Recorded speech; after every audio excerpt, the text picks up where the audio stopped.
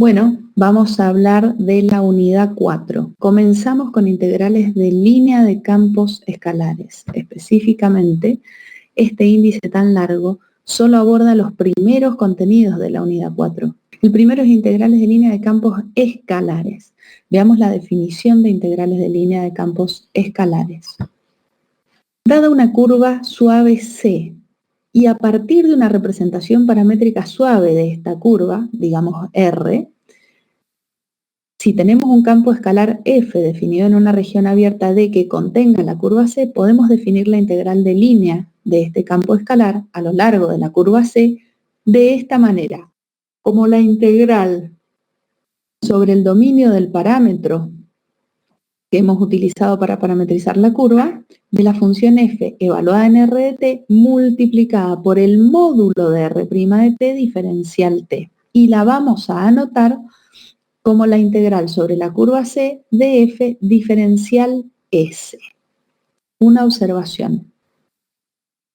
El valor de nuestra integral de línea va a ser independiente de la representación paramétrica suave que elijamos de la curva c. Vale decir, para la misma función f y la misma curva dada por el mismo lugar geométrico, dos representaciones paramétricas de la misma curva van a dar un mismo valor de integral de línea.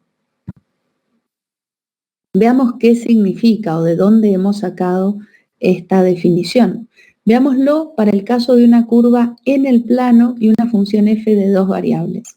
Si tenemos una curva en el plano, ¿qué nos da esa integral de línea de recién? En realidad, ¿cuándo uno quiere calcular una integral de línea como la de recién? Y, por ejemplo, estamos generalizando nuestro concepto de integrales a buscar áreas bajo el gráfico de una función de dos variables y sobre esta curva. Generalizamos el concepto de área bajo la curva que desarrollamos en análisis matemático 1, ¿verdad? Entonces, para eso,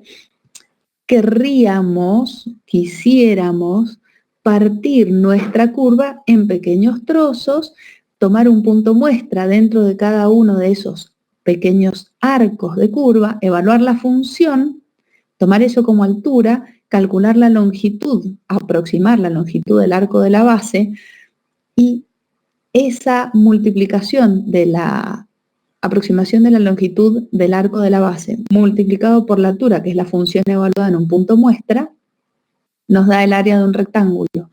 Si sumamos las áreas de esos rectángulos, tendremos una aproximación de lo que vamos a llamar área de la cortina o área de la pared, que es esto, bajo el gráfico de la función f y sobre la curva c que hemos elegido.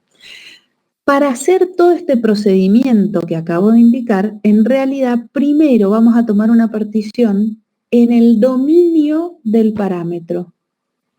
Tomamos una partición en nuestro intervalo AB, a donde tenemos definida la curva, y esa partición en el intervalo AB nos va a inducir una partición en la curva C. Si en esta partición dentro del intervalo B elegimos puntos muestra, uno en cada uno de los subintervalos, llamémoslos T sub K, cuando evaluemos R en T sub K, tendremos un punto dentro de la curva C. Este R en T sub K será nuestro punto muestra elegido en la curva C. Al evaluar F en R de T sub K, tendremos una altura de uno de estos casi rectángulos. Y si lo multiplicamos por delta SK, que será la amplitud de uno de estos arquitos, tendremos una aproximación del área del rectángulo. Cuando sumemos sobre todos los subintervalitos que tenemos, o sobre todos los subarcos, si quieren, tendremos una aproximación del área de la cortina. Pero, ¿cómo calculamos delta SK? Es la longitud de un arquito. Si recuerdan de la unidad 1, delta SK, cuando calculamos longitudes de arco, ¿recuerdan? Delta SK se puede aproximar con la derivada de R en T sub K. A este vector le tomamos el módulo y a eso lo multiplicamos por delta TK. Esta que está acá es una suma de Riemann y cuando hacemos que la norma de la partición que hemos tomado en el intervalo AB tienda a 0, esto va a tender a la integral que presentamos en nuestra definición. Otra observación que hay que hacer acá es que con frecuencia nuestra curva va a estar en el espacio y en este caso no podemos dar este tipo de interpretación. Sin embargo, sí tenemos una interpretación para las integrales de línea de campos escalares con curvas en el espacio. Un ejemplo concreto aparece cuando el campo escalar me da la densidad en cada punto.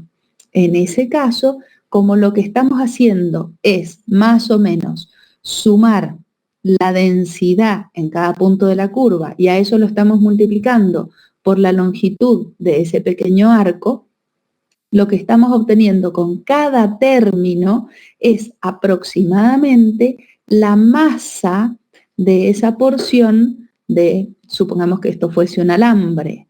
Entonces, al sumar las masas de cada uno de esos pedacitos, al calcular la integral entera, desde los puntos R de A y R de B, obtenemos la masa total de nuestro alambre, por ejemplo, incluso en el caso en que esa densidad conocida fuese variable. Pasemos a otra diapositiva.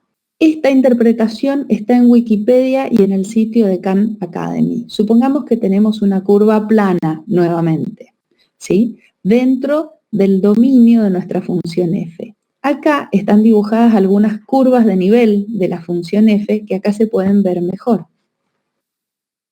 Acá podemos ver cómo la función f, cuando nos movemos sobre la curva plana que está en el dominio, toma valores a veces más bajos y a veces más altos.